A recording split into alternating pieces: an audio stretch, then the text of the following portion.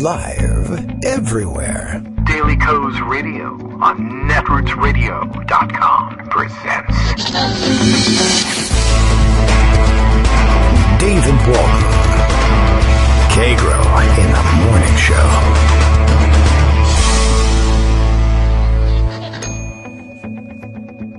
Now, here's David Waldman. Hey, good morning, everybody. How you doing? It is Thursday, January 9th, the year 2020. Yeah, were you wondering? Were you waiting for my live show to come back on to figure out whether or not I had reset the calendar? I don't even know if that's actually possible. Well, there's your answer. I haven't reset the calendar. Maybe I'll do that. Kind of open date and time preferences right now while we're doing this. This is very important. Not nearly as interesting are stories about impeaching the president or starting wars illegally or the vilification of anyone who even questions, hey, how did we start this war? Or anything like that. We couldn't possibly be interested in spending any time on that one. But, nonetheless, we will find 2 hours and a way to do it. So we're on our way here. I can't see right offhand whether or not I can change. I'll wait for a lull or tomorrow, or I'll never find out whether they display the year. Maybe they just don't have that because they figure, you know what year it is. Who are you kidding? Anyway, time to catch up on things. Lots still that we didn't fit in already in this week that really needs to be discussed. I would like to get around to rereading that New Yorker article on the Baku, Azerbaijan Trump Tower deal. That was, the article appeared, 2017 or so. The deal kind of fell apart somewhere along the line before 2016. But I think they were trying to even salvage it even during the campaign time. And I'd love to get the background detail on that because, of course, it connects to the big stories of the day. The possibility of war in Iran, or war with Iran, even if that war with Iran is fought in Iraq or here or elsewhere. And remember, of course, we were fighting them there so that we wouldn't have to fight them over here. So if we end up fighting them over here, then George W. Bush was wrong. But that doesn't matter because he's not the president anymore, and we do/don't care about that, or place the blame where it does/doesn't belong, depending on who you are. Another big topic of the day, as I mentioned along the way, the vilification of anyone who has any questions about anything has been very interesting. Of course, big monkey wrench thrown into the Republican works yesterday. Republicans are in disarray because, of course, they were all on hand for the Capitol Hill briefing from administration sources on, hey, what's up in Iran and why did we do what we did? In other words, this was the place where members of Congress were supposed to report in order to get handed their talking points for telling their constituents and the news media why they supported the president's action against the Iranian general in Iraq, and how important it was that we all be on the same page. And then I guess the briefers read that part out loud. I think that was supposed to be, part of the mission statement or goals list for the briefers themselves, was to have everybody be on the same page so that a united front was presented to the Iranians and I guess anyone else who was observing from the outside. And I guess they misread their instructions and they stated it aloud as a goal for the briefing itself and as a talking point, which was very interesting. And I guess that caught both Democrats and one Republican, anyway, maybe two, depending on whether you believe Rand Paul or not, by surprise. Mike Lee got a lot of press yesterday for doing the Mike Lee thing, and he does this every so often. He likes to consider himself something of a libertarian and a strict constructionist on the Constitution, and he uses this at various times to make excuses, and occasionally he uses it to break with the rest of the Republican Party. But yesterday he really did so in dramatic fashion. So I'm sure we'll be discussing that. We have tape of his lengthy diatribe from which Fox News apparently cut away as he went on. I will say he did go on for some time. They did give him an awful lot of time on tape. I don't know how much time they gave him on the air, but it was interesting to watch them sort of fade him out and say, well, lots of senators are emerging from this briefing and they have a lot to say. But he was very pointed in all of this. Rand Paul stood by his side, mute, mostly, I think, nodding in agreement. I want to be a libertarian, strict constructionist, too. But the thing to watch out for is the weekend. Will Rand Paul be playing golf anytime soon with the president, and will he come out of that outing having switched sides? Does Mike Lee play golf? Is there anything Mike Lee does that he might like to do at a Trump property this weekend, on videotape, for instance? And then we'll see whether or not he remains a strict constitutionalist after we have him on tape, for instance. We'll see how this whole thing goes. And it's been rather dicey. I was pleased to see it yesterday. Take it for what it's worth. I don't know. Everyone asked immediately. Lots of people asking the question, how could Mike Lee possibly take this attitude and not have the same questions with respect to, for instance, Ukraine or any of the other matters over which we might impeach the president, whether in the current articles, still in the hands of Nancy Pelosi, by the way, or any future articles yet to come, which has been hinted at least by House counsel when they are fighting out the last remaining subpoena battles in the courts. So, we'll see where it goes. No one really knows exactly what the difference is for Mike Lee. I guess if you're willing to speak out, and it may be, if you really parse his statement after the briefing carefully, I guess you could come away with, and maybe this is what he's doing, you could come away with, hey, I'm insulted by the approach that the briefers took, and they were very dumb, and they didn't treat us with the proper respect. But if you treated us with the proper respect and gave us garbage, we would be willing to accept what you have to say. I'll support the president, and there's no doubt that he's a Trump supporter. He's never really left that out. He restated it in his comments yesterday, right at the outset.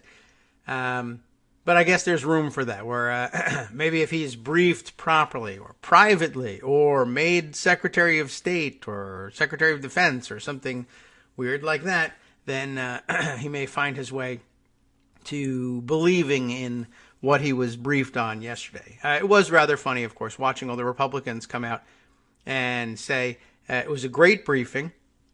And anybody who comes out of here with doubts or expresses any doubt about what the president is doing is a filthy communist, traitor, terrorist lover, and probably liked Saddam Hussein. And then, of course, out comes Mike Lee. And it's awfully hard to level the charges of being a Trump hater against him. Not that they won't find a way if he sticks to his guns. But, it's just a particularly weird ailment. Marco Rubio was very strident in his comments after the briefing.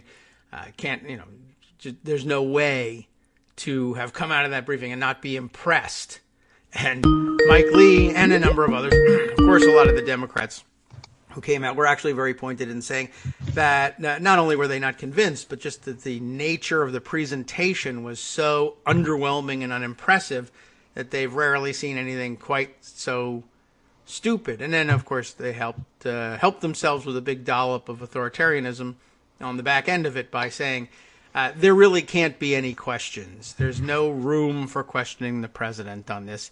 And that evolved very quickly in the hands of individual Republican members of the House. It was filtered down from the Senate into the House.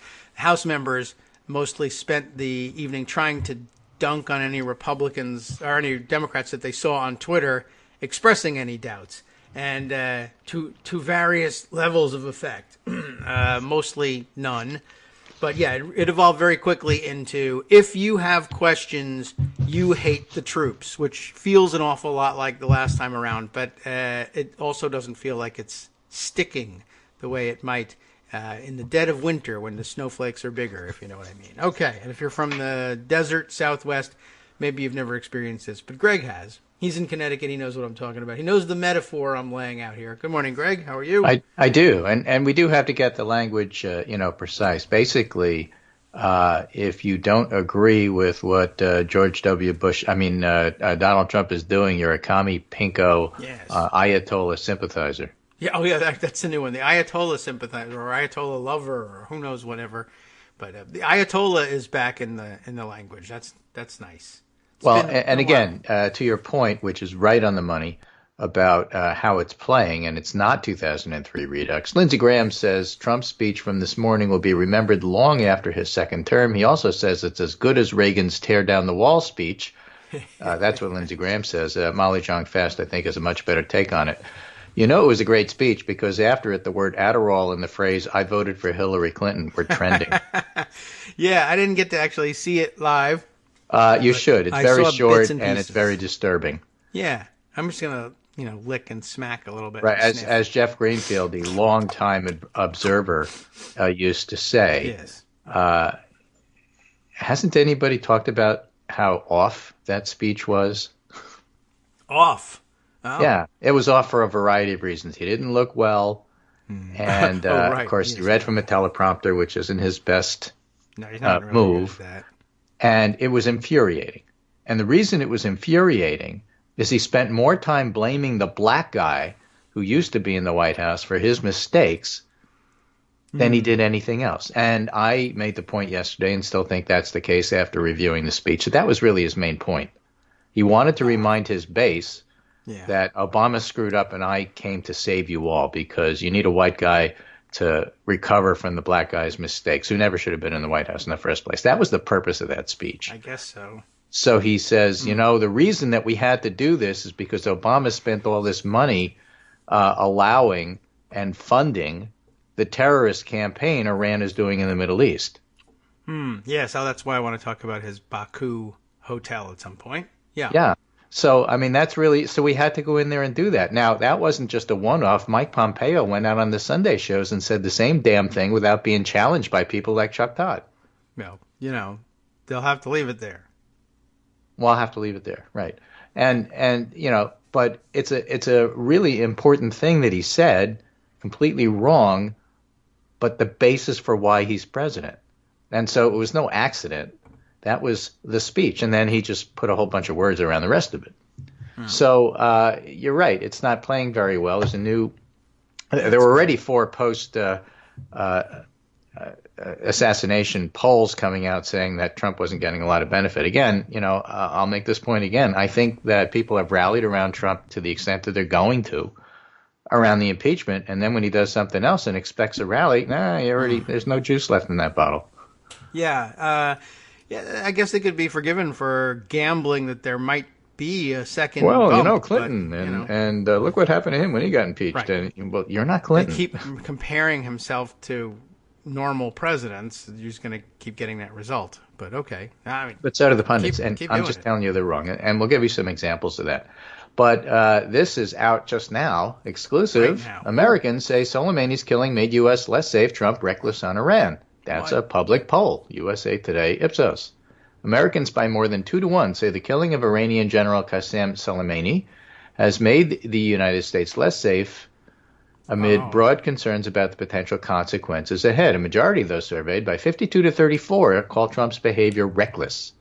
Americans were divided on the wisdom of the drone strike at the Baghdad airport last week. 42 supported it, 33 opposed it, 25 said they didn't know what to think. And, of course, Republicans were much more supportive. But there was overwhelming agreement in each case by more than 6-1 that the attack made it more likely Iran would strike American interests in the Middle East, 69%, that there'd be terrorist attacks in the American homeland, 63%, the U.S. and Iran would go to war with each other, 62%. By 52-8, those polled said the attack made it more likely Iran would develop nuclear weapons. Okay. Right. And this is a Tuesday, Wednesday poll, today being Thursday. Among the few favorable findings for Trump was this: a 53% majority agreed killing Soleimani shows Iran and the U.S. won't be pushed around. That said, Americans by 55-24 believe the attack that took his life has made the U.S. less safe, rejecting a fundamental argument the Trump administration has made. Only 24% believe that. Just 1 in 10 said it had made the U.S. much more safe. 3 times as many said it made us much less safe. And a third of Republicans who typically support the president said it had made the nation less safe. No. By Maybe they don't care. 39, those surveyed said Trump ordered the killing in an attempt to divert the focus from his impeachment. Yeah, that'll occur to people, I think. Right? But little support for the idea of delaying the Senate impeachment trial until the crisis with Iran was resolved. And people are smart. They realize it'll take years to resolve. Yes. All right. That's true, right? too. That said, the survey found a receptive landscape for Congress to act on war powers. A double-digit majority, 53 to 33, endorsed congressional action that would limit Trump's ability to order military strikes to declare war without legislative approval. 78% Democrats, 26% of Republicans, a quarter of Republicans agree, 54% of independents. Americans are paying attention.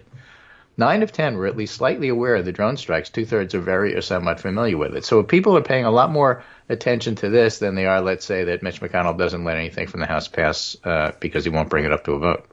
Yes, that is not interesting to them. Right. Those surveyed overwhelmingly opposed U.S. airstrikes on Iranian targets that included cultural and world heritage sites. That was a huge error, unforced error by Trump. If Iran were to kill a major U.S. officer in the Middle East, those surveyed by 55 to 21 would support airstrikes on Iranian military targets. So this represents the nuance that the public sees this, okay? This whole idea that Americans are trying to defend Soleimani because they love him is ridiculous. Most Americans agree he's a bad guy. That's not the point. If you try to put things, and law enforcement does this all the time. They're good guys and bad guys. We're the good guys. They're the bad guys. We took a bad guy off the map, said Mike Pompeo on Sunday. But it's not that simple, and the public understands the Middle East isn't that simple. That's good.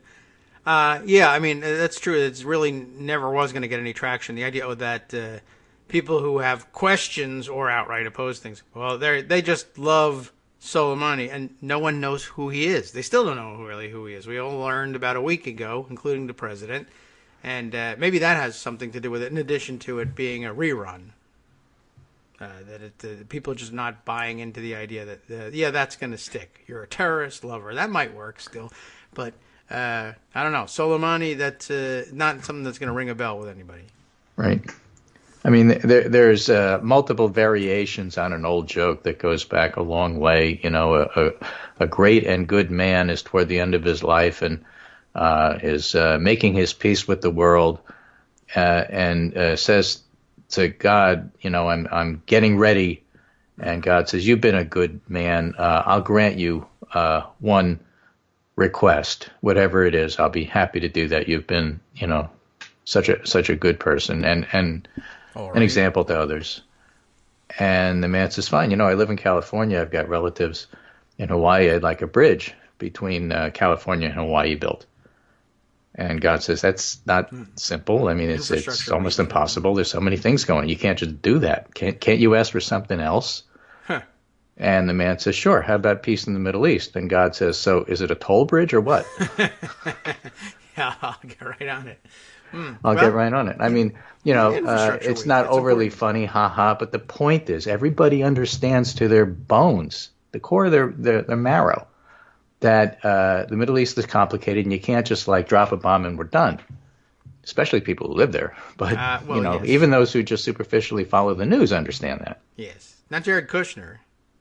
There's another peace proposal that Jared Kushner's put together that's working just as well as everything else he's done in his life. Well, that's but you have the public just not buying it. Now, there's another piece in the New York Times, and this is a quote, David Sanger wrote it, and this is a quote somebody pulled. The reality Mr. Trump does not want to recognize is that since he dismantled the agreement, Iranian nuclear scientists are months closer to nuclear breakout than they were when they were abiding by the deal's restrictions. A point that Greg Sargent has made. The whole lie at the core of everything that Trump is doing is that we are less safe with the nuclear deal than we are without it. It is a lie, and that's why his entire Iranian policy fails.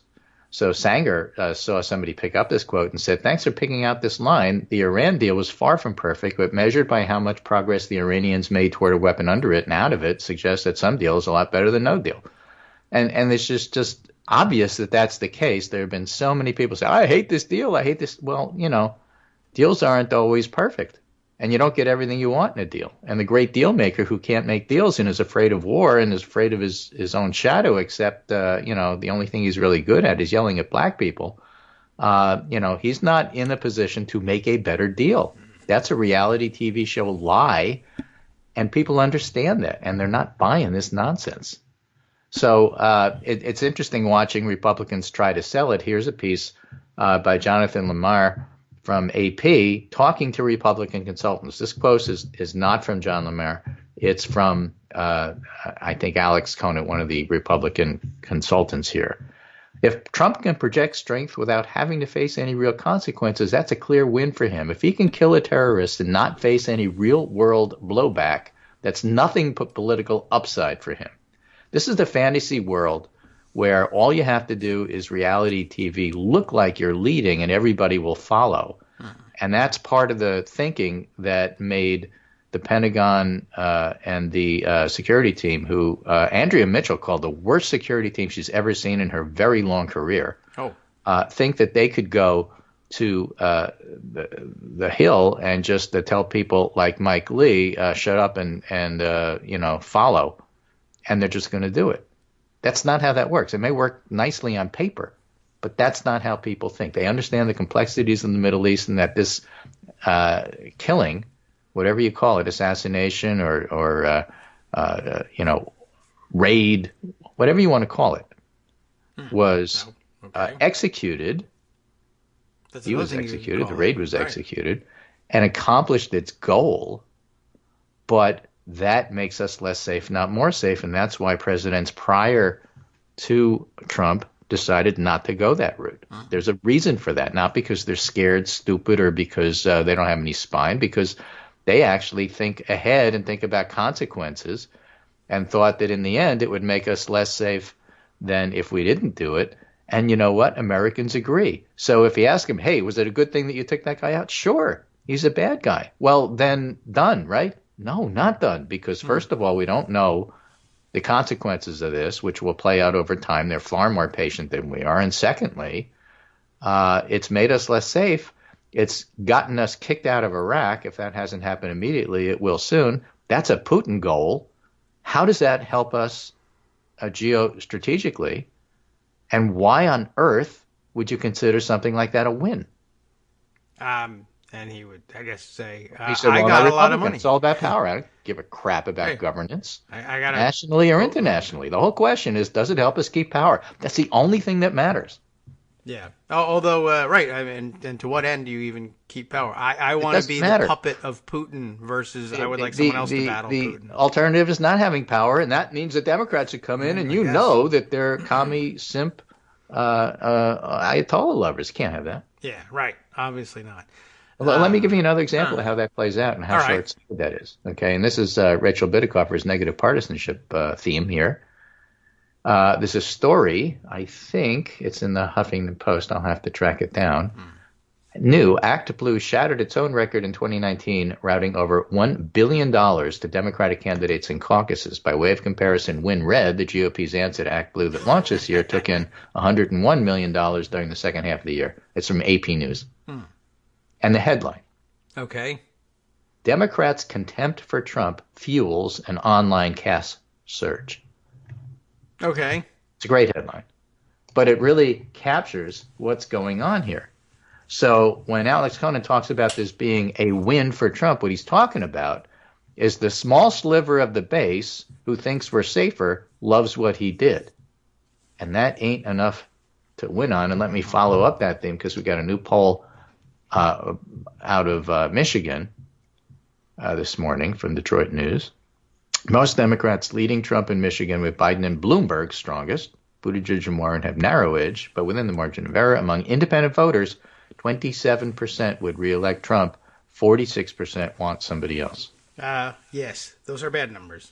Those are bad numbers for Trump. Okay, and so if you don't lose your Republican base, you'll make it less than a double-digit loss, but it's still a loss. All right, let's get to it already. Okay, so that's the basis for looking at this and saying, oh, it's a win for us. It's a win for us only in your fevered imagination. The other thing that pundits have done over the past week, highly annoying, despite everything that happened, they should know better, including 2018. Trump raised millions of dollars. He's a cash juggernaut. Oh. Well, you're comparing him to who? Individuals? Bernie's raised a ton of money, not as much as Trump, but when you add what Bernie and Biden and Buttigieg and everybody else have put together, it's actually a lot more than what Trump raised. Is that how it's covered in the press? No, because I don't know why. Yeah, I guess. Interesting. Yeah, here's an opportunity to both sides an issue, and instead it's one side against little pieces of the other side. Right. Whatever we need to do to make Trump appear to be a normal president doing normal things. And they can't help themselves. It's just astounding. I mean, the other way that you see it, we all know. You hate to see it. That Trump didn't really have plans beyond, I hear taking this guy out is good, let's do it. Right. And then everybody scrambles in his administration to justify why it was done. Mm-hmm. Yes. So the reporting's pretty solid on this. Okay. So what happens? So pundits will say, well, the Trump doctrine in the Middle East, the GOP strategy is that there is no strategy. There's no doctrine. Stop trying to normalize him. You can't help yourselves, but that's not what's going on here. Yeah, I don't know. You know, it's a disease, and we've certainly pointed out a number of times. I know Jay Rose and another iteration of his point on it, saying, you know, he does stop looking for doctrines or plans. He has, what did he say? The Church of the Savvy. Resentments and cravings and resentments is all he's got. Pretty much. But that's right. But the point is, it's not playing with the public. So give it up. That's good. All right. Well, I'm still waiting for people to figure out that he paints his face orange every day and is doing an increasingly poor job of doing it, by the way. And no one seems to think that that's odd. We keep pretending he wants to look tan, but that's not. Well, in case I forget, there's a new Monmouth poll of New Hampshire coming out today. Okay, well, let's see if we can't bring that one back up in 2 minutes. Can I remember something for 2 minutes? What a challenge. Hi, everybody. It's me, David. Let's change things up from the old fundraising pitch for just a minute and talk instead about how you can be a part of our show. If you've got a smartphone or any other electronic recording device, why not sit down and record a segment for us? Read us an important article and give us your take. Read one of your own original essays, or even just give us your commentary on something you'd like to share that's important to you. Then send the file to me at kagrox@gmail.com, and I'll try and work it into the show. Short segments, a few minutes in length, that are easiest to fit in. And of course, I can't always guarantee that I'll be able to play everything, but if you've ever shouted at your radio or TV about something you wish was being covered, here's your chance to change that. Make the show your own. Send your submissions to me at kagrox@gmail.com.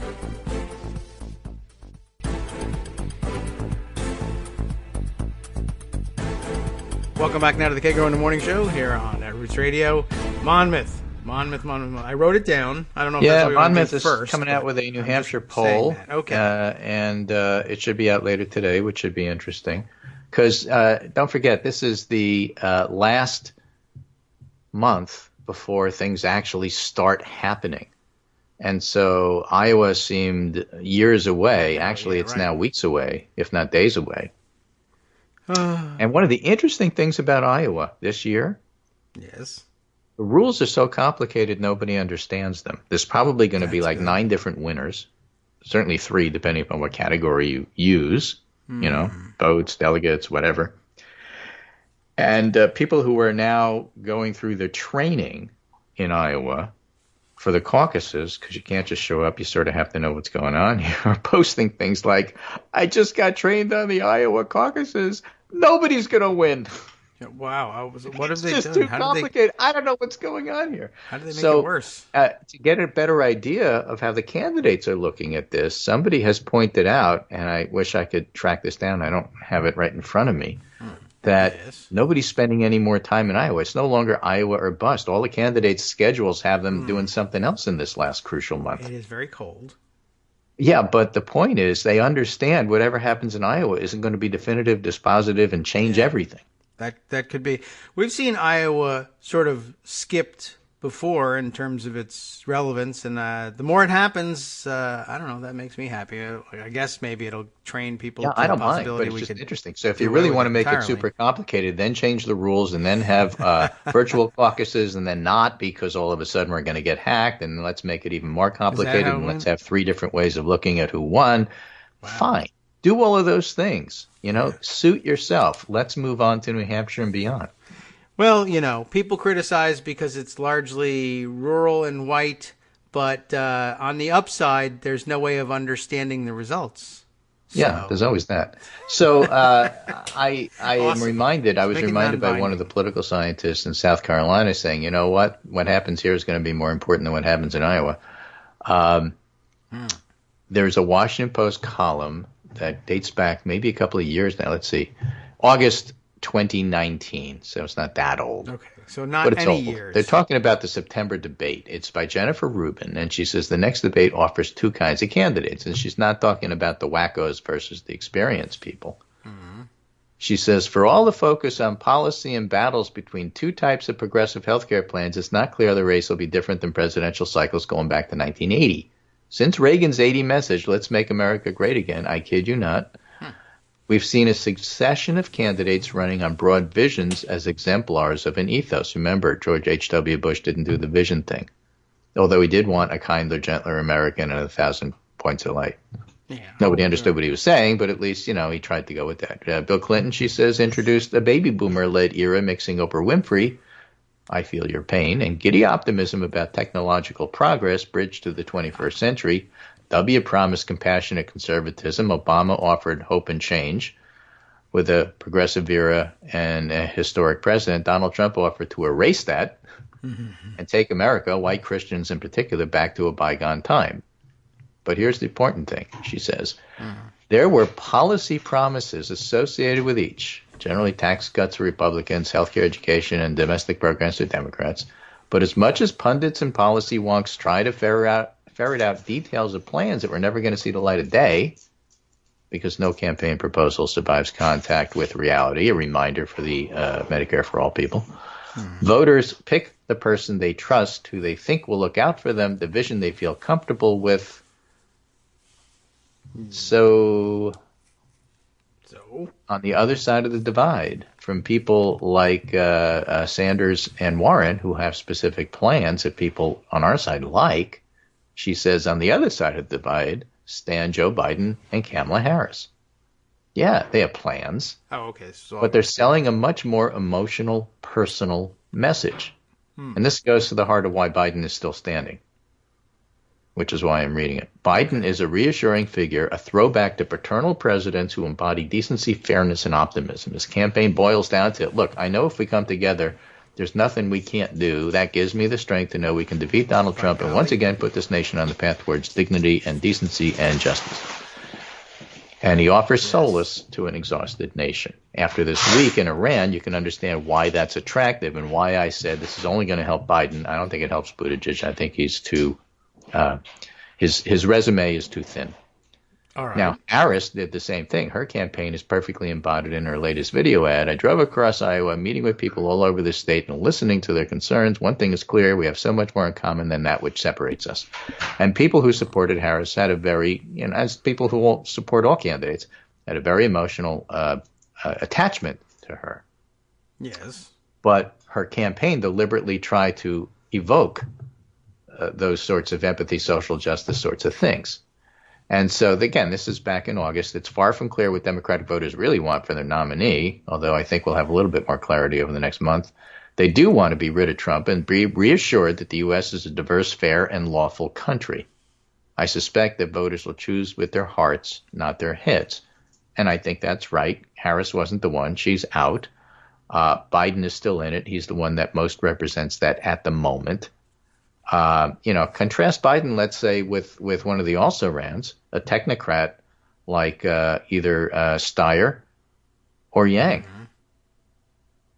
I mean, the idea that we are presenting a vision of an America where everybody cared and we actually thought that fairness mattered. Don't be dismissive of that. Biden may not be the perfect avatar of that. No candidate is. But if that's the message he's running on, that's going to be powerful. And yes, there will be Republicans that will vote for him because of it. All right. Because they can't see themselves voting for Trump. Why? Yeah, well, because the Republican Party has become something very dark. Here's Representative John Rutherford of Florida talking about the briefing. After Pramila Jayapal said President Trump recklessly assassinated Qasem Soleimani, he had no evidence of an imminent threat or attack. And Rutherford says, I was in the same briefing as you, Representative Jayapal. This is absolutely false. You and your squad of Ayatollah sympathizers are spreading propaganda that divides our nation and strengthens our enemies. Shut up and get in line, in other words. Aaron Blake covers Representative Doug Collins, now adopting Nikki Haley's false claim that Democrats are mourning Soleimani. Also says they're in love with terrorists. So we've seen this before. We saw what happened with Max Cleland. There's no question that when it comes to campaigning, Republicans will, without any regard to the truth, ruthlessly paint their opponents as weak and terrorist sympathizers. We saw that with 2003. But as we talked about in the first half of the segment, the public isn't buying it the way they used to. Well, that's good. Maybe because, when you said what Doug Collins was saying, you're in love with the Ayatollah. You're in love with Kim Jong-un. I mean, he actually said that. You're making up words. What did the Ayatollah do that made him not an appropriate, dictator for you? Oh, he's Muslim. Sorry. Yeah, maybe that's it. Or they can't eat hamburgers together. Well, nothing personal, I'm sure he's said to the Ayatollah. It's just that Obama did a deal with you that I have to undo, and that's what it's all about. Yeah. Meanwhile, if he writes him a letter and says, you're a very savvy businessman, and I can tell you're a great deal maker, all of a sudden he'd love Ayatollahs too. And then what do we do? Well, who cares? I mean, so Doug Collins is inconsistent. Right. Mike Musson, who one of our regular listeners, makes the point, the new normal for a win is the president taking an action and it isn't a complete catastrophe. I would add, actually, the new normal for a win is the president taking an action and it isn't a complete immediate catastrophe. That's true. Some of these things are slow going and they just take a while to develop. Yes. That's something that bothered me a great deal, watching the pundit response and saying, I don't know, one of the pundits who does this pretty regularly. It's hard to see how you could see this as anything but an unequivocal win for Ian Bremmer. Trump. Yes, all right. I don't know who that guy is either, quite honestly. A foreign policy expert who had the most fatuous tweet you can possibly. It was like, make me Secretary of State next kind of tweet. That was really so. I mean, it made me think of all sorts of things, including like, this is how we got in trouble with our economy. But everything you're supposed is quarterly to be a foreign returns. Policy expert on this. Yeah. What the hell are you talking about? It's and at the same time that we have Trump hearkening back to the 1980 hostage crisis and 52 sites, and we've been at war with Iran for 40-something years. This guy has waited 10 seconds. Why don't we just do the Crusades? Yeah. And don't forget, right. Thousands of years Trump not Trump, but W in the beginning first used that, and everybody told him that's a mistake. Don't do that. And by the way, they didn't go well. No. True. A lot of dysentery. Very bad, quite honestly, for everybody. Not a good showing either, morally speaking. But yeah, I found that really interesting that even in the context of just modern American history with Iran, to declare something over and done with and a win one way or the other 15 minutes after it's done was, that's pretty remarkable all by itself. It's been going on for many, many years. Yeah, exactly right. And so anyway, that's the story. That's about it. Yeah. President Carter is sending helicopters to rescue the hostages. It's hard to see how this is not an unequivocal win. Yeah. Bide your time. He's showing strength. Yes, that's right. Okay, it didn't work, but that's not the point. But I'm off the air. The interview's over. Who cares? Right. All right. It's a distraction from the president after him's impeachment. It may be. We got to get back to that too. So the articles of impeachment still in Nancy Pelosi's hands for the moment. I don't know how long that lasts. And again, the House has passed a lot of stuff that's sitting in the Senate. If you're complaining about Pelosi not sending it over fast enough because it's a win for Mitch, why don't you complain about the stuff that's sitting on his desk that hasn't been passed? That must be a win for Pelosi. Yes. And, of course, Mitch McConnell has changed positions rather dramatically on this. noted on the I think in a diary at the moment. I'm sure it'll be on the front page soon over at Daily Kos. But just he's flip flopped from I don't care what she does, let her hold them. That's fine with me. To Right. we have to have these things immediately, or else I am no expert on Nancy Pelosi and what she's going to do, and I'm certainly not saying that everything she does is correct. But you have to look back and watch her track record, including all the people who used to work in Washington who no longer do, who thought what she was doing was the wrong way. And look at people like Tim Ryan and Seth Moulton, right? who True. thought they could do a better job, and say, I don't think so. What is Pelosi accomplishing by holding up the impeachment articles? Yeah. I don't know what she has in mind, but I'll tell you what the public is saying. First of all, they don't care. That's a process thing. They don't pay attention. When was it due? What does the public think is the time you were supposed to send this over? Do they know? I'm not even sure they know what impeachment is. Right. Well, we do have that problem. For sure. But, so all the people who really care about whether or not they were sent yesterday or tomorrow have already made up their mind on impeachment, and so that's not changing anything. The public doesn't care. Certainly not about that. They don't care about process. I don't know how many times we have to say, we love it. It's important. But that doesn't mean that the public cares about it. Yes. For those who do, we explain it, but not everybody does. In fact, most people don't. So what is Pelosi accomplishing by holding this up? She's letting other things play out in the public. She's letting the Republicans appear as they are. You watch their reaction. You see what they say. If you haven't made up your mind which side you're going to be on, they're helping you by clearly showing what their side is. Yes. Fine. How is that hurting Democrats? It's I not. can't think Look of at those anything. numbers I talked to you about from 2019 in Act Blue. Look at the Michigan poll. Look at the polling on what's happening post-assassination of the Iranian general. Yeah, he's a bad guy, but that doesn't make us safer. Public understands this. How is she hurting her situation by holding off? Yeah, I don't know. It doesn't hurt her situation. It bothers me, so therefore she must be wrong. I guess so. I have this vision of how government should work. Yeah, and She's not following it, so I've got to yell at her. I guess so. I mean, that's what 97% of the commentary you hear about Pelosi's actions, that's what it is. My vision of centrist politics is that she should send it over, and then they should have a fair trial in the Senate. She's not doing her part, so I am not going to even talk about McConnell. He's not. How could he possibly do anything fair if he hasn't even seen it yet? So let me spend all my time talking about the fact that Pelosi hasn't sent this stuff over, therefore destroying my view of how the government should run. Yeah, That is 97% of the punditry you hear. It's very odd. I don't really know what I don't know. I guess that's the only explanation I can think of myself is, and I don't think I could have thought of that until you said it. Why are they saying this? I guess that's it. Just I feel uncomfortable. I have a slight sense of discomfort somewhere, and I got to speak because that's what I do for a living. I suppose there's that. Well, the fact is, you should feel uncomfortable because things are not working right. That's true, but that's not Pro the thing tip, that's working. that's well. not Pelosi's fault. That's true, but it is one thing that isn't going as expected. So I guess they latch onto that. But it seems like right. So that's the other percent of punditry. I predicted this was going to happen, and it versus didn't. log. Therefore, it mattered. Yeah, I guess so. Yeah, I see no damage being done. I'm not really sure why. And there are a couple of Democrats who I guess calculated that there was some sort of moderate brownie points that they could get out of saying, well, I'm disturbed by this too. So, But Dianne to be Feinstein, fair, Adam on the Smith. Senate side, Yes. they are uncomfortable because this is completely disruptive. How do you plan your week? How does your chief of staff tell you where you're going to be and what events you're going to and what fundraising you're going to do and when do I go home to see my constituents, let alone my family, if I have no idea what the schedule is?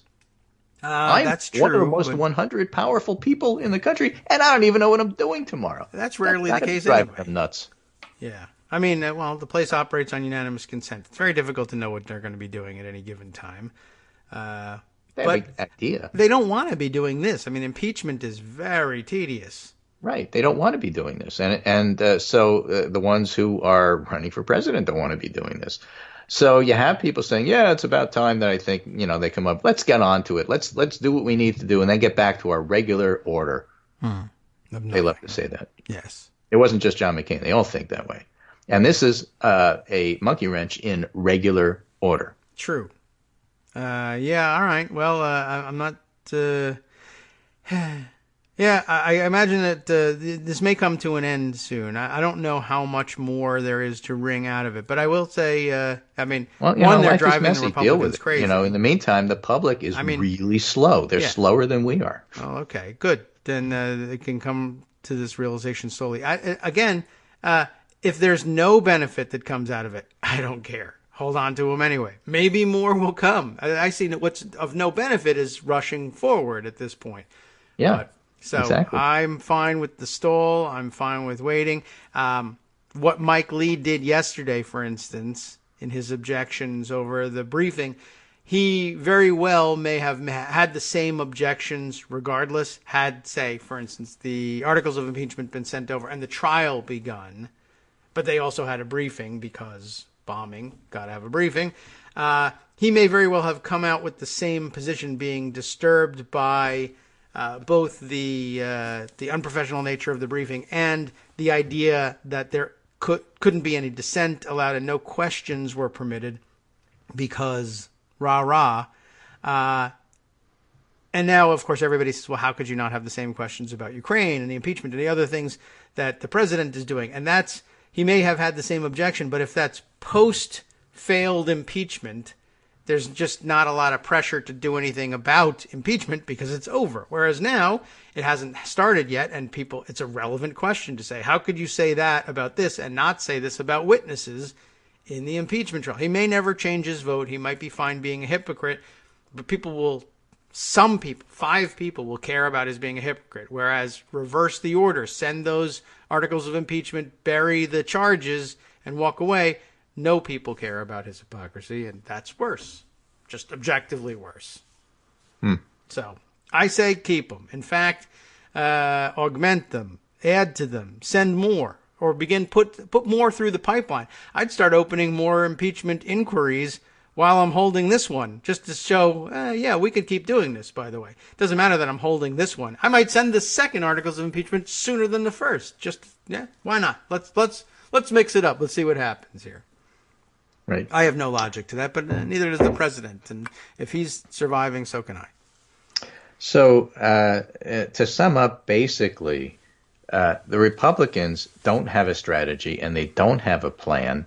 And so what they do instead is they substitute the tactic of let's all stick together on this no matter what. They try to apply it to votes in the Senate.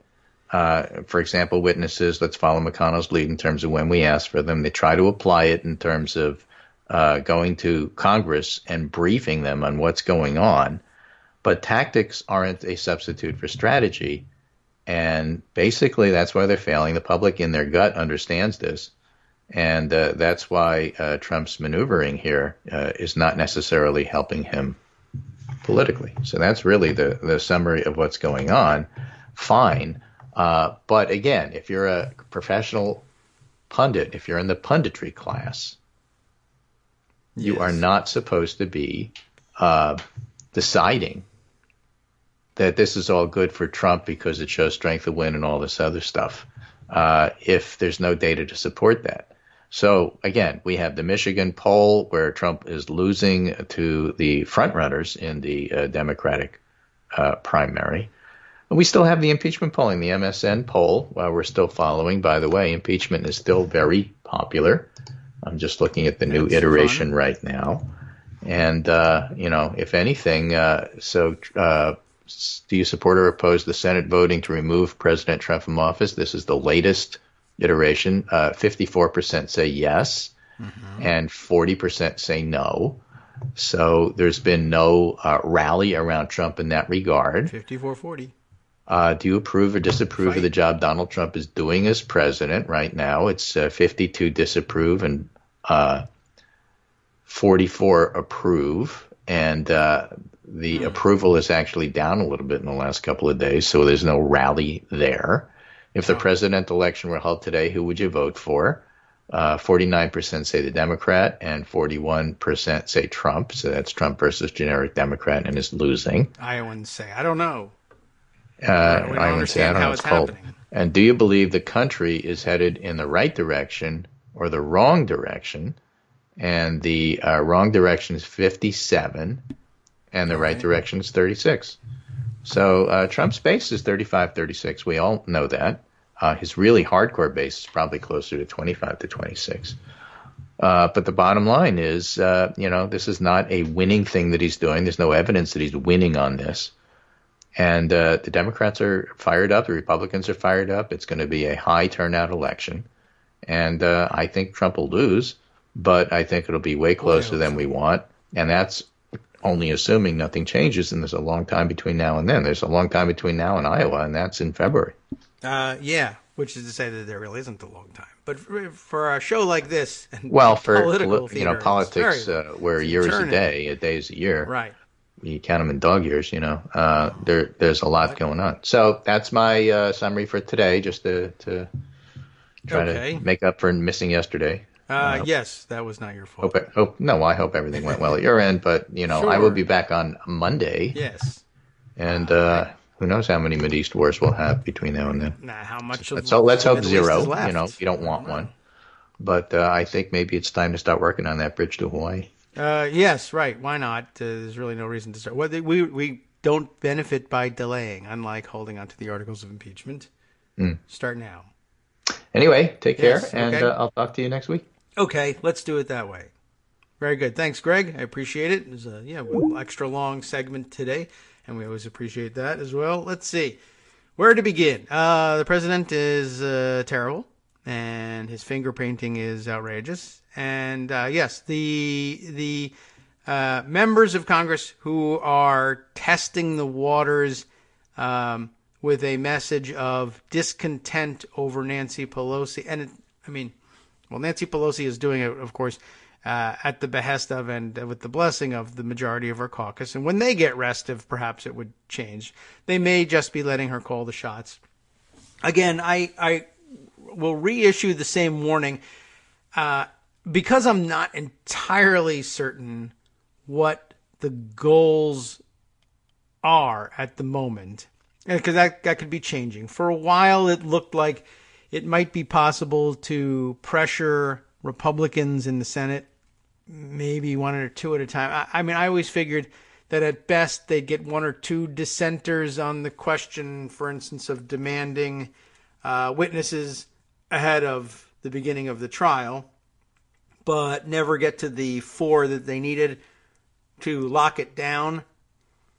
But better to have that mini drama play out in the headlines, even for a couple of days, than not to have it at all. Why allow Republicans to pretend that they are unanimous on it or are walking in lockstep on it and getting away with it when you could expose that for a little while? And there's some marginal benefit to it. And I don't know whether there was anything else to it or not, but I don't care very much because it wasn't much disruption. Of course, as we pointed out, there was no chance that they were starting the trial anytime sooner than this week. Anyway, I think, like I said, the plan was to spend the week of January 6th hammering out procedure and then perhaps beginning the trial at the beginning of next week, which would be what? Let's see. Today's the 9th. 10th is tomorrow, Friday. 11, 12. So 13, the 13th is Monday. Senators don't love being around on Mondays, but I guess for the special circumstances of an impeachment trial, they would make an exception. But I don't think that the trial was ever contemplated as really actually beginning any sooner than next week at the soonest. If the articles of impeachment had been instantaneously transported from the House to the Senate, it still wouldn't have begun. And they would still right now be fighting about the rules. And then they'd possibly hold a vote on the rules Monday or Tuesday or maybe this Friday. Maybe even work over the weekend so that they could begin on Monday. I don't know. I guess someone ought to check with the Chief Justice. There's a scoop for you. I don't know that they'll answer the question or that the answer would be satisfactory even if they did, but it'd be interesting to ask the Chief Justice, did you block out time? When did you think you were going to be called to the Senate, summoned to the Senate to preside over the impeachment trial? Did you pencil anything in? Who knows what kind of answer you would get to that. There's no obligation to tell you any answer at all. They could just say, yeah, we don't discuss that. Or they could say, yeah, we thought we would be doing it already because he's a partisan Republican, or who knows. But it's an interesting thought. If they were to answer the question honestly, it might be more interesting to pose the question. Anyway, so I don't know if there's if there's that much more to be wrung out. But like I said, yesterday's drama with Mike Lee re-ups I'd say I'd sign up again. Let's hold it. We'll do it on a day-by-day basis. And we'll give it a 3-strike system. If on day one, starting tomorrow, because today we say, no, don't send them over because look at what happened yesterday. And you get a pass for today. But if nothing happens today that we can point to and say, yes, it was worth it, and then nothing happens tomorrow, that would be strike 2. And then if 3 business days in a row we don't discover something that isn't breaking better in its reception among the public because they haven't started yet, or you can construct that argument because they haven't started the impeachment trial yet, this is of more value in putting Republicans over a barrel. 3 days in a row, 3 business days in a row, then I would say, all right, maybe now you could consider it. But I do warn you that at any moment it could change. You should brace yourself for it. You should brace yourself for a reaction from Democrats who are not Nancy Pelosi curious or not in favor of her leadership, to then of course say, well, she's caved in some way. It will happen. It will disappear. You don't have to fight with those people. We'll be back in a minute to discuss this a little bit more.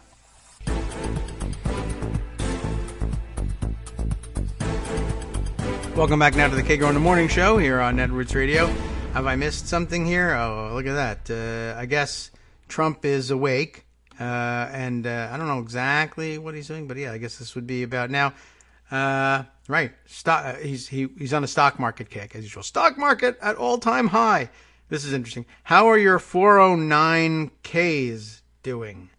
70%, 80%, 90% up? Only 50% up. What are you doing wrong? That's interesting all by itself. But 409K.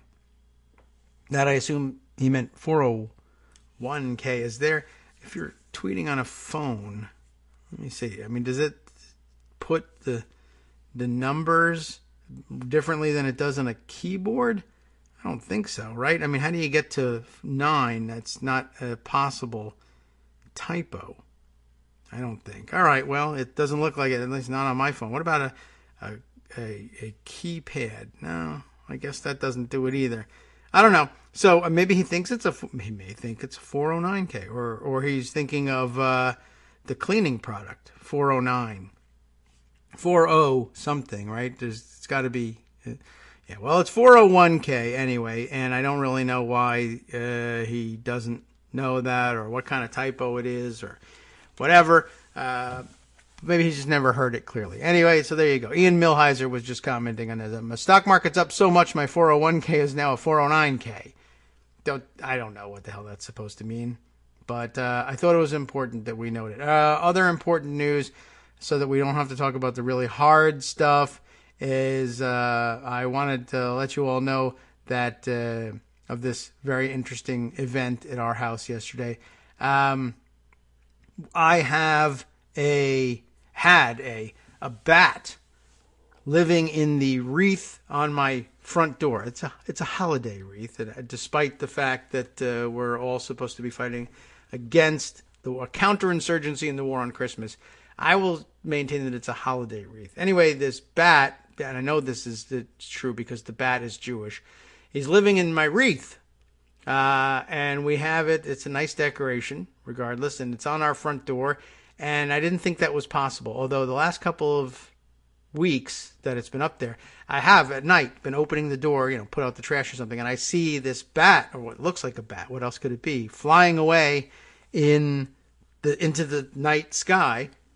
And at first I thought it was just a fluke, and then I thought it was hanging out somewhere in the area of my front door, which has a little alcove, I guess. I don't know what the proper terminology, architectural terminology is, or whether there really are any architectural terms that can apply to a townhouse. But anyway, here's this bat hanging out there, and I thought, oh, well, he was hanging around in here somewhere, and there's a little crack, like in the, not the eaves, but anyway, I thought the bat was maybe hanging out in a little space in the woodwork that was a place where he could have crawled into to hang out. And my wife thought, no, maybe he's living in the wreath. And I thought, what the hell does that happen? Can you live in a wreath? You can't really do that. But it happens so frequently that I got to thinking maybe it was possible. But still, I thought he was hanging out in this little crack in the woodwork. There's a space where he could crawl in. Only a little bat could crawl in there, but it looked like a bat house. So maybe that's what he thought it was. Anyway, finally found out yesterday as I took the wreath down to get rid of it that he was living in the wreath because there's little bat droppings, guano, on our door, which suggests either that he was in fact living in the wreath or that he was living where I thought he was living but was using as an outhouse this wreath. Anyway, I never did see where he could have hit. It wasn't a huge wreath or anything, and I think, what do I know about bats? They're like cartoon things. I thought if he's living in the wreath, when I walk up the stairs to the front door, I'd see the circle of the wreath, and I'd see the bat hanging down in the middle of the circle, upside down. No, never saw that. I think he just sort of nestles up at the top of the thing. He's a little guy. Anyway, I feel bad about it because the wreath is gone, and I don't want him to think we wanted to get rid of him. But I don't know why. He never got the message that I open the door all the time. That didn't drive him away either. So now I have to go get a bat house, I think. Or something. I feel bad about this poor homeless bat that's out there. Where did he live before? I don't know. It's not my problem. But if you know anything about it, let me know. Somebody has sent me a nice guide to selecting a quality bat house. That's nice. I don't know where I can hang it, though. There's not a place in the front of my little townhouse where I could put a bat house. But the bat seemed to like the front door just fine, so maybe he's not selective. I'd like to put the bat house in the back. But I thought I'll leave a note on the door. Dear bat, the wreath is gone, but I put a bat house in the back. Just go around. But, like the president, this bat can't read. So anyway, that's a problem, and I'm not sure how we're going to solve it. We have bigger problems. I don't know. I just thought I would hand you that little fun story. File it any way you wish. As a way of segueing away from the withholding of the articles of impeachment by the House of Representatives. I did mention Dianne Feinstein spoke out yesterday and said, mild criticism. I don't know why they don't just, I forget. I didn't even put the thing aside. It's not important. Dianne Feinstein, I don't care. It doesn't matter. Of course, she's a senator, and Nancy Pelosi, Speaker of the House. She's not going to be. A lot of people, members of the House, are sometimes intimidated when their senator speaks out. Not the case if you're the Speaker of the House. And we've got another one. Adam Smith, who is in the House, and probably for that reason alone matters at least slightly more to Nancy Pelosi. He too has said that it's time to send them over. He's, what is he? He's the chairman of some committee or another. And is he from Washington? Do I remember that correctly? Why don't they, it's usually something they say right up front in an article like this. House Armed Services Committee Chairman says, anyway, time to send the articles over. I don't know what the reason for the restlessness is. Let's see. I think it's time to send impeachment articles to the Senate and let Mitch McConnell be responsible for the fairness of the trial. He ultimately is. Smith of Washington State, yes, told CNN's John Berman. So, noting that for the record and getting rid of the pop-up ad, which just came away, I don't know if there's much more to squeeze out of that story. All he has, and really all Feinstein had in the argument. I mean, is this a good argument? I think it's time. I think it's not time. I mean, how much effort should you expend on answering that? The answer is none. But again, prepare yourself. It is a possibility because there's not that much more, there's nothing foreseeable, specifically foreseeable, that I think would be of benefit here. I don't think we're going to get Republicans to change their minds, but like I said, Mike Lee's comments are that much more poignant because they have yet to make the decisions about the fairness that will bear on the fairness of the trial. And it would be nice to be able to pressure him or other Republicans. It won't work in the sense that their minds will change, but some points can be scored. Once there's no points for several days in a row, then think about it. All right. Time to turn back to things that have happened in the last couple of days that are available to us in the Twitter timeline, things that have been stored away in Pocket. Maybe now's a good time to go over some of those things. First of all, I did mention earlier that the diary from Carrie Eleveld, did this get put on the front page yet or not? Did this make it there? I am not certain. But, well, what's the difference? Why don't I give you the content? Wouldn't that be more interesting? Remember when McConnell was fine, quote, fine, with Pelosi withholding impeachment articles? Not anymore. And when I picked it up, this is a piece from yesterday evening. When I saw it, it was on the recommended list, and I've refreshed once or twice since then, and who knows what happened. Maybe it also made its way to the front page. The important part is let's get to the meat of the writing. How do you know when you have a Senate Majority Leader, I guess, or have the Senate Majority Leader over a barrel? When he starts accusing you of shameless game playing, as he did of House Speaker Nancy Pelosi on the Senate floor Wednesday afternoon. The House Democrats' turn is over, McConnell said, complaining about Pelosi's refusal to transmit Trump's impeachment articles to the upper chamber. The Senate has made its decision. It hasn't, but we know what the decision is going to be. There will be no haggling with the House over Senate procedure. McConnell later tweeted a similar sentiment from his Twitter account. Wow, seems like McConnell's pretty desperate to get those articles now. Remember in December, that rhymes, when he rather smugly declared, fine with me, after Pelosi announced she wouldn't immediately transmit the articles? Well, McConnell's antsy enough to get those articles now that Senate Republicans started pushing out quotes from congressional Democrats who signaled their interest in the article's transmission, too. Gee, Mitch, what's the hurry? I thought everything was just fine. The hurry is Trump's desperation to be acquitted.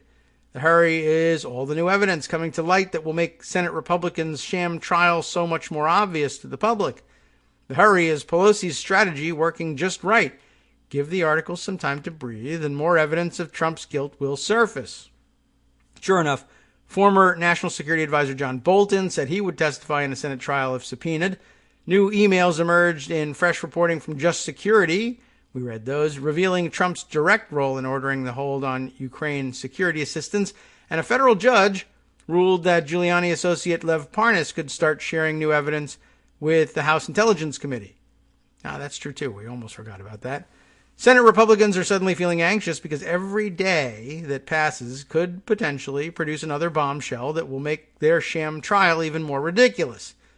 Because of Pelosi's actions, we've had very public discussion throughout the country about what constitutes a fair trial and the fact that witnesses and documents are essential to that fair trial, Democratic Senator Chris Van Hollen told Rachel Maddow Wednesday night on MSNBC.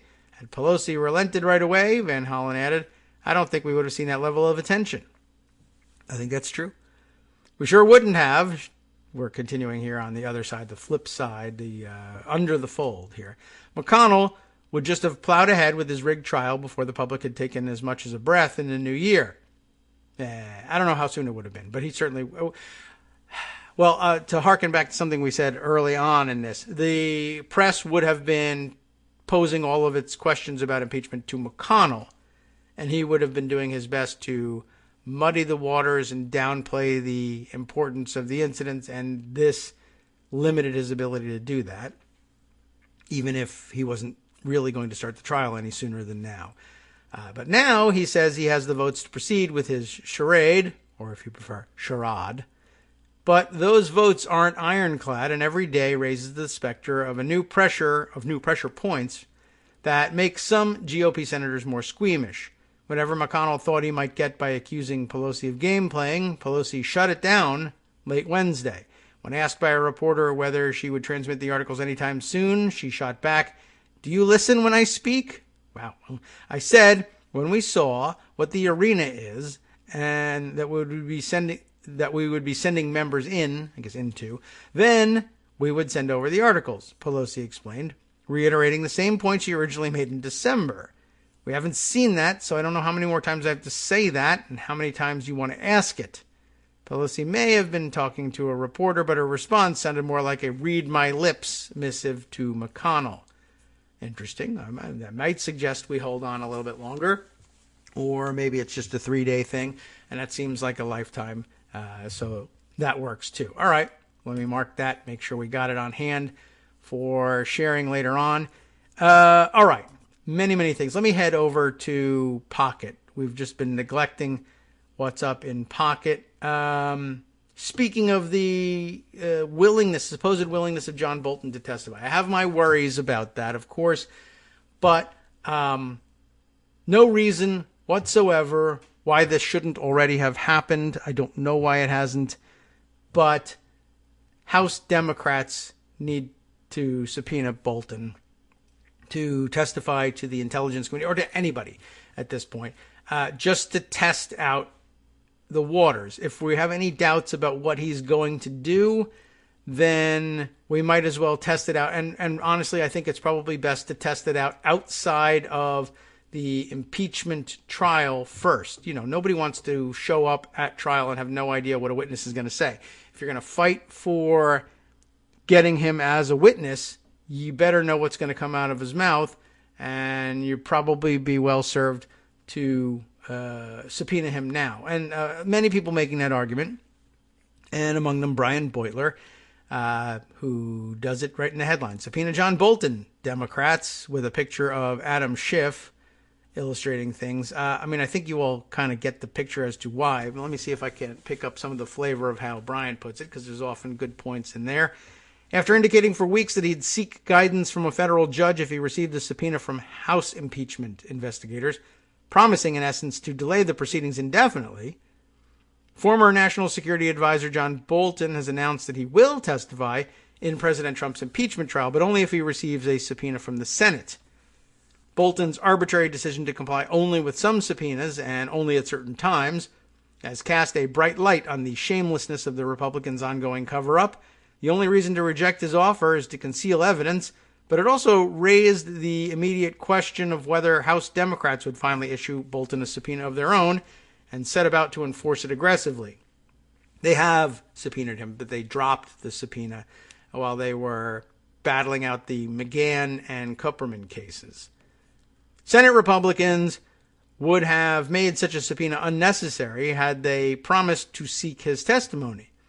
Instead, they have accelerated their effort to complete the cover-up. A day after Bolton issued his statement, Senate Majority Leader Mitch McConnell announced he'd secured 51 votes to begin a trial while putting off the question of whether to seek witness testimony for a later date, buying him and his members precious time to concoct new disingenuous arguments for acquitting Trump without hearing from any witnesses at all. And I guess come up with more excuses not to have those witnesses as well, because they're not doing so good on that one.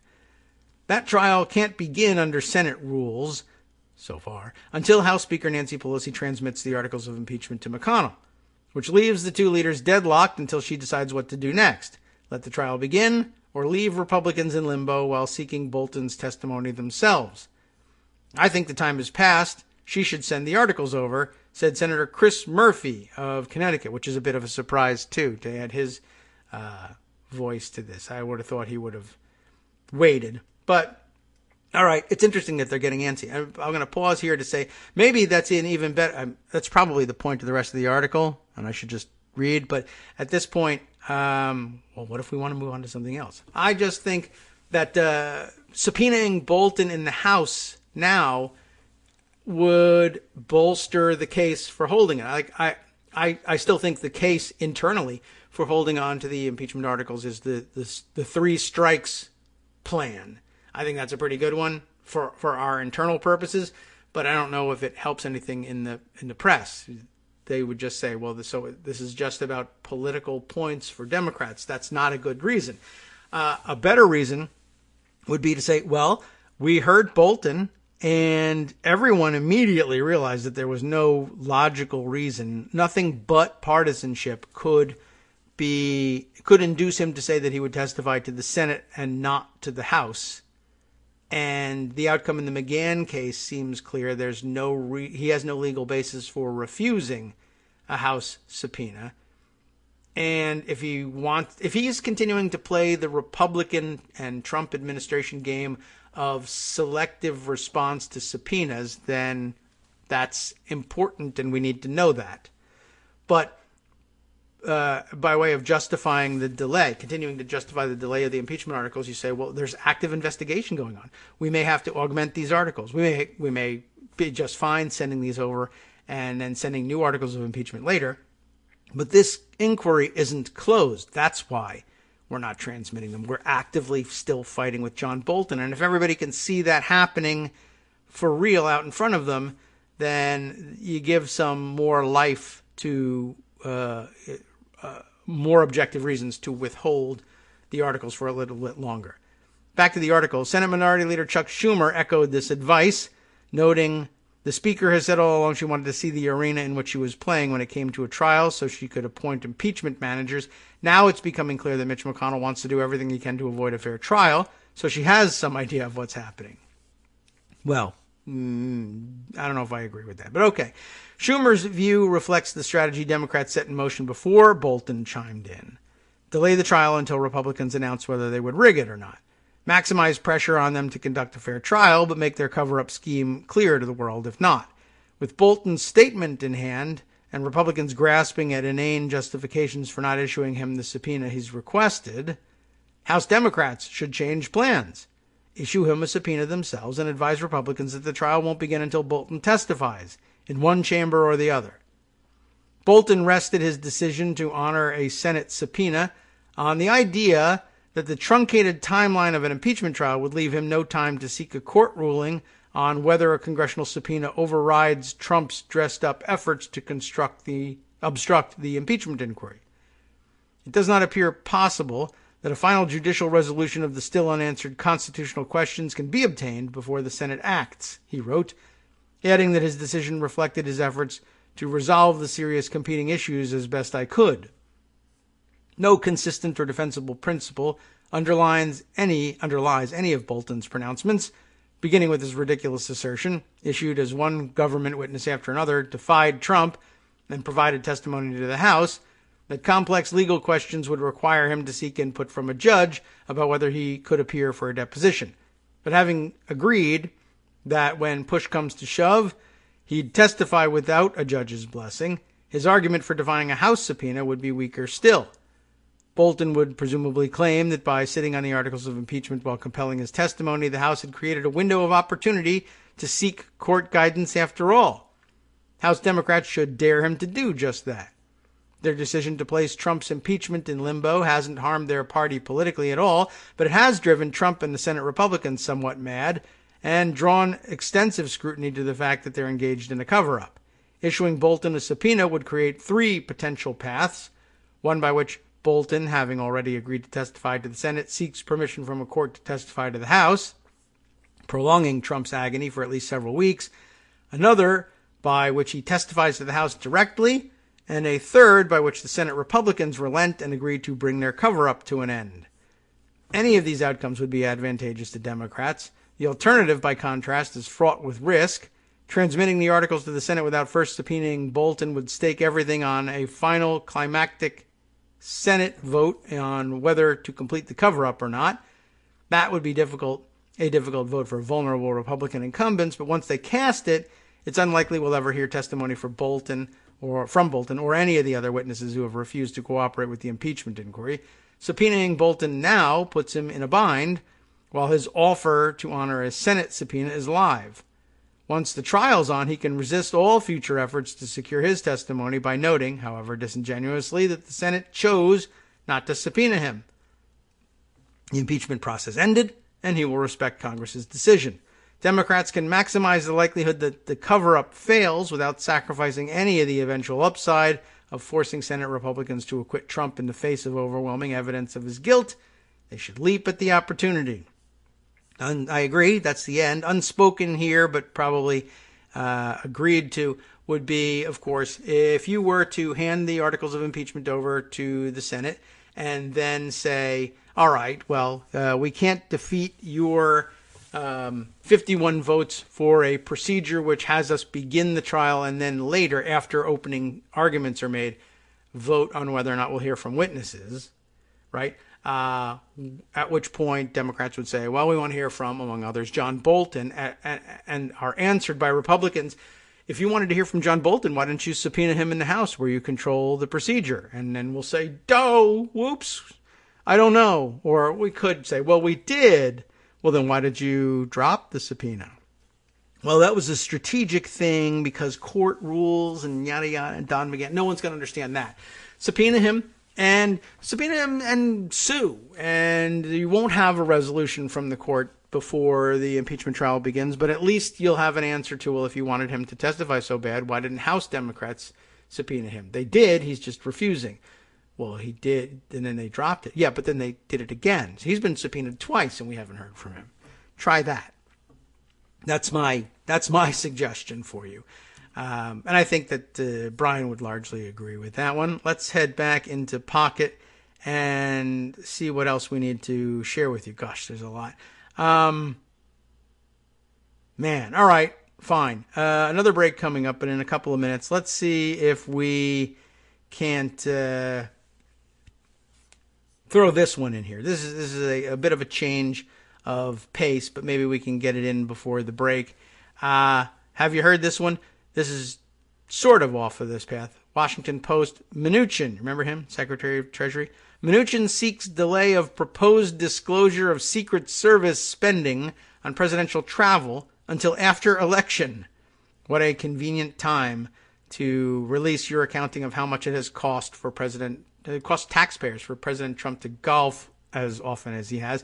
Carol Leonig, David Farenthold. How do you like that? On this one from yesterday, the Trump administration seeking to delay a Democratic effort to require the Secret Service to disclose how much it spends protecting President Trump and his family when they travel until after the 2020 election, according to people familiar with the discussions.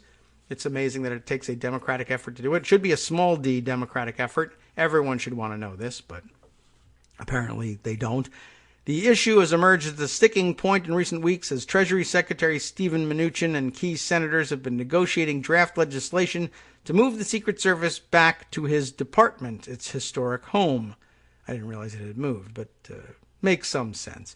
Mnuchin has balked at Democratic demands that the bill require the Secret Service to disclose the costs related to the travel of the president and his adult children within 120 days after it's passed. According to people with knowledge of the talks, Mnuchin has agreed to Democrats' push for a requirement that the Secret Service report its travel expenses, but wants such disclosures to begin after the election, because the numbers would suck. In a statement, I had to add that one, the Treasury Department confirmed that Mnuchin has been working with Secret Service Director James Murray and congressional committees on a bill to transfer the Secret Service from the Department of Homeland Security back to Treasury, but did not address the dispute about the reporting requirement. Conversations about the return of the Secret Service to Treasury are ongoing, and we decline to comment on individual aspects of those conversations, said a Treasury official, speaking on condition of anonymity, which really, why? Isn't that the official position? Forget it. This is another discussion. Terrible anonymity there, I think. But the administration's resistance to disclosing how much taxpayer money has been spent on presidential travel has drawn criticism from Democrats who say the public has a right to know the price of his frequent visits to his resorts in Florida and New Jersey. During the 2016 campaign, Trump promised to rarely leave the White House and cut back on what he called wasteful travel by his predecessor Barack Obama. Since taking office, however, Trump has made more than 50 visits to his properties outside the Washington area, including, according to a tally kept by the Washington Post, The government spent about $96 million on travel by Obama over 8 years, according to documents obtained by Judicial Watch, the conservative group. A report by the Government Accountability Office, which serves as the congressional watchdog on federal spending, estimated that Trump's travel cost nearly $13.6 million in just 1 month in early of June of 2017. That total included the costs for travel for Secret Service and Defense Department personnel and the costs of renting space and operating equipment such as boats and planes. If spending continues at that pace, Trump would have exceeded Obama's total expenses before the end of his first year in office. I think you already knew that. We'll be back in 2 minutes. Hi, it's me, David Waldman, your host for Kagro in the Morning, and I've learned that I either need to update these announcements more often or stop saying that the announcements are brand new. What's not new is that this message, too, is a call for your support in keeping the Kagro in the Morning show on the air. My thanks go out to all of you who do support the show through your donations. The stats say that Kagro in the Morning fans download our program about 2,000 times each weekday, but our donors make up only about 8% of our daily listeners. Patreon.com, Patreon.com, makes it simple to make easy, secure, recurring monthly contributions to support our show. Patreon.com/KagroX gets you straight to our donation page. If we're helping keep you sane during the Trump era, consider what that's worth. $1 a day? 50 cents? One thin dime? We do about 20 shows a month, so pick a number, do the math, and head to patreon.com/KagroX to let us know. Thanks again, everyone, for all your support.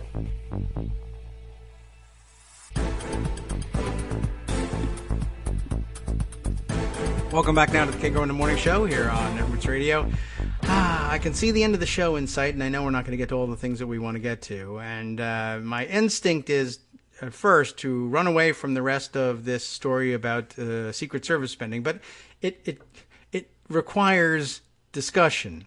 And honestly, I don't know if it would necessarily rise to the level of an article of impeachment against him, but it's an important part of his hypocrisy and theft, and we ought to know about it. But there's so much more happening. So let me go quickly back to the story, because there are more tidbits to get out of this. The extensive international business travel and vacations of his grown children, remember that they get protection too, with Secret Service agents in tow, as well as the expense of that the Secret Service incurs to secure numerous Trump properties, have added to the agency's financial strain, according to its budget requests.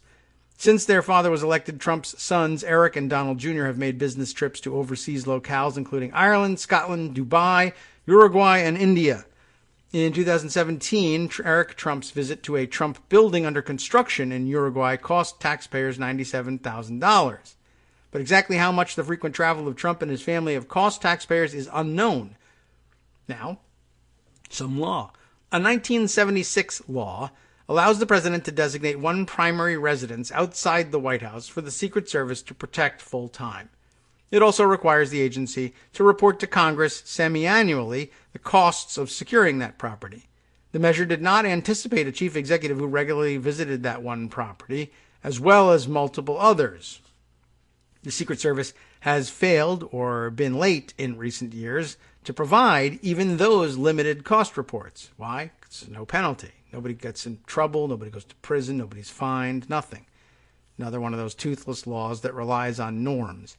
The agency, not that I really think we ought to be sending Secret Service agents to jail over something like this, but whatever. The agency did not file such reports in 2016 or 17, according to the GAO.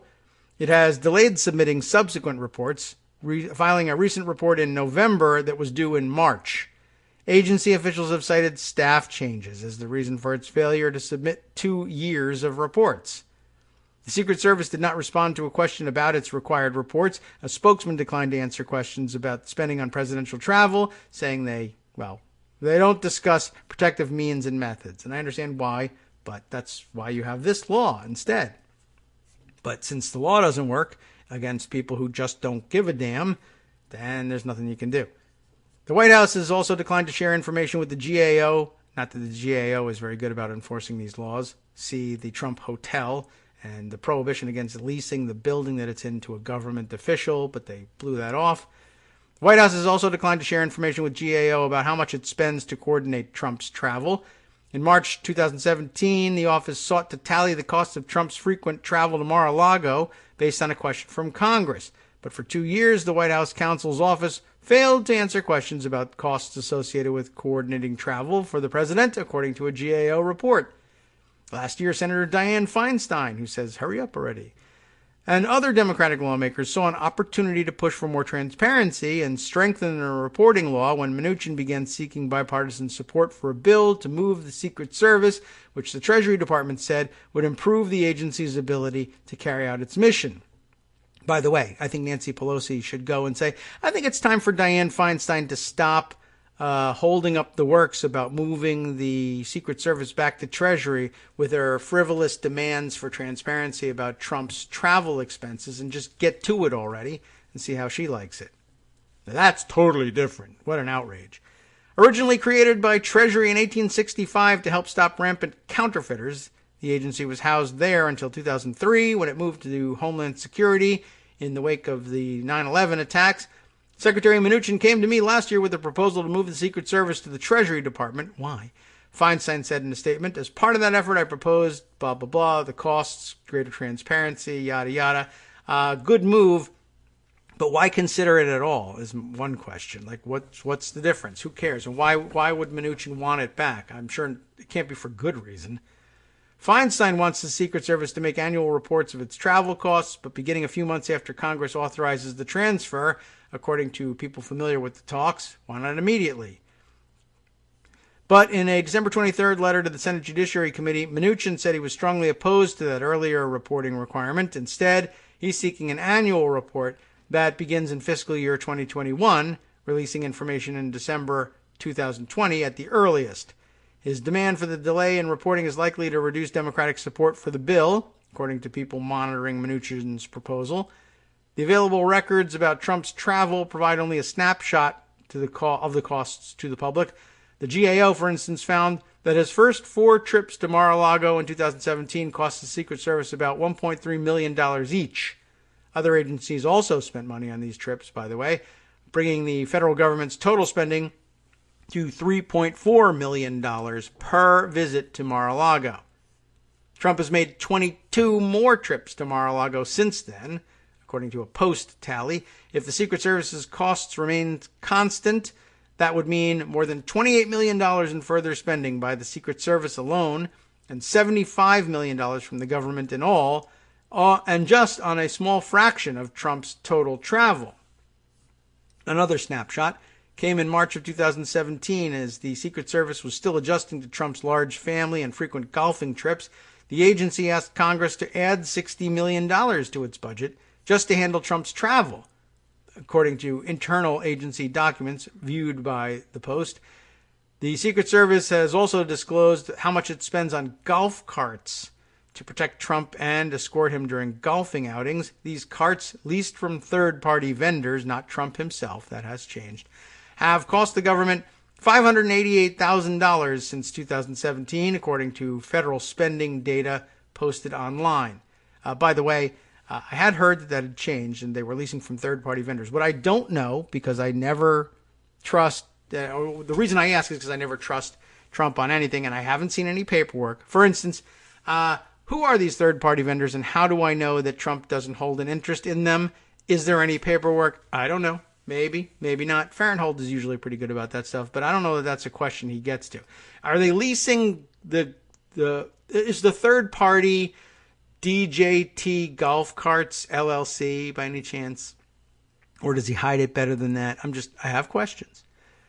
The Secret Service spent at least $250,000 at President Trump's properties in just the first 5 months of his term, according to records of federal charge card expenditures released last year to a watchdog group, Property of the People. The documents were released 2 years after they had been requested and only after the group sued. It's not clear whether some of this spending was also counted in the GAO report. The records released by the Secret Service last year gave very little detail, saying only the date of the purchase, the dollar amount, and the kind of Trump property involved.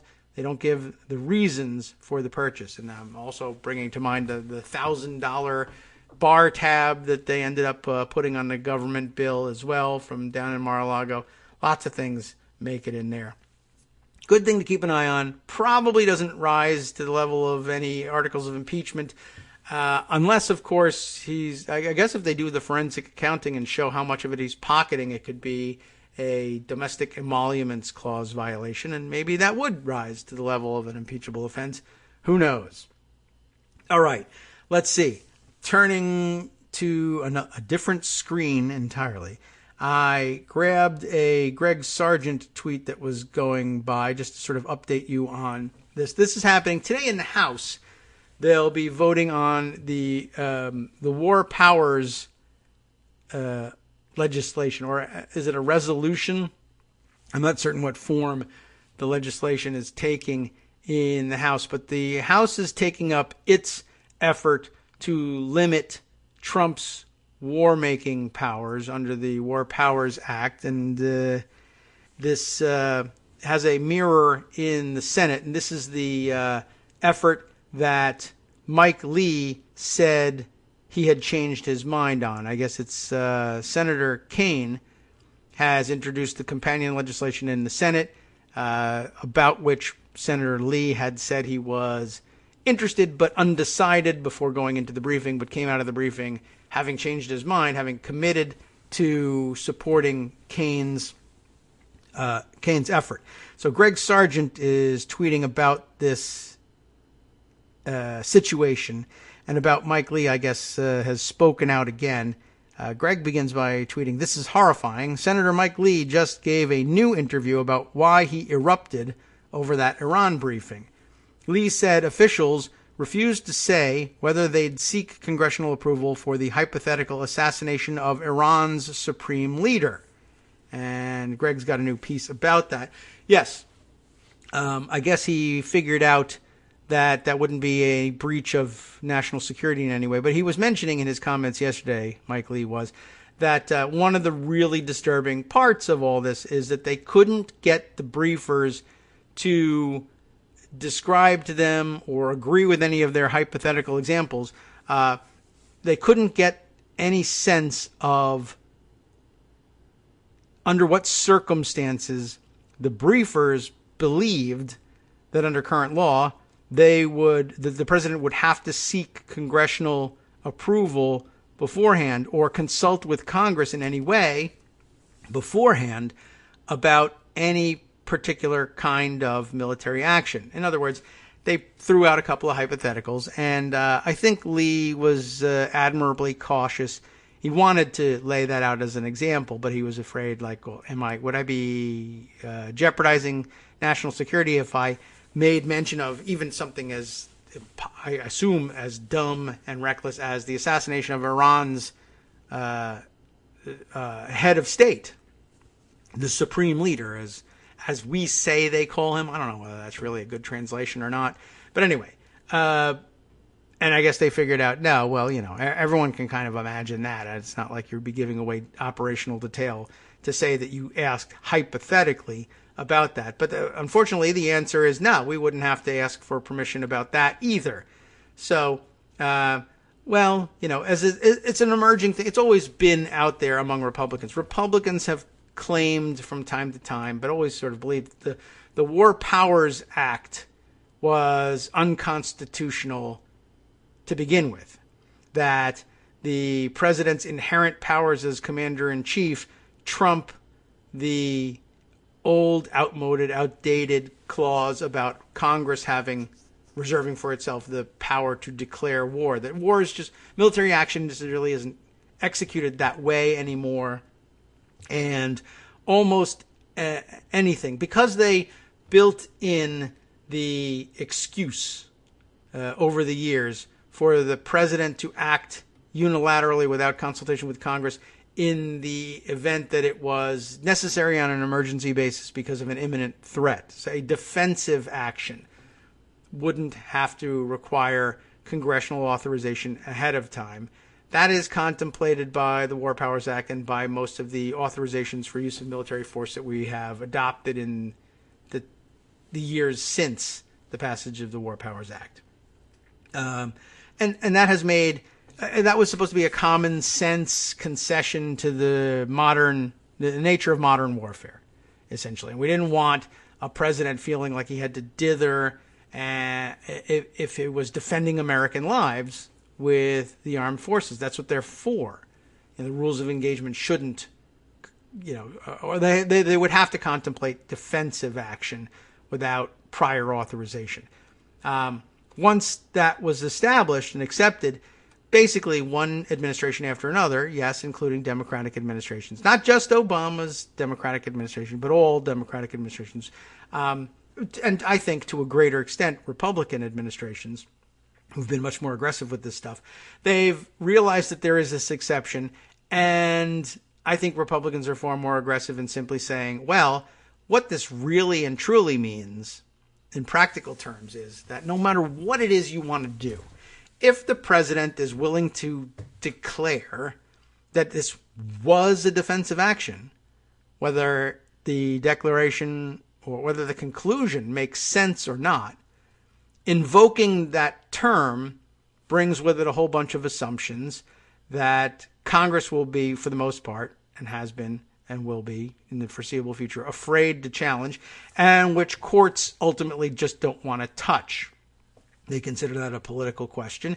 In other words, all right, ready for some hypotheticals? Donald Trump decides unilaterally on his own, with advice, without advice, I'm going to assassinate Iran's supreme leader. Or for that matter, you pick it. Doesn't matter. Who does he hate?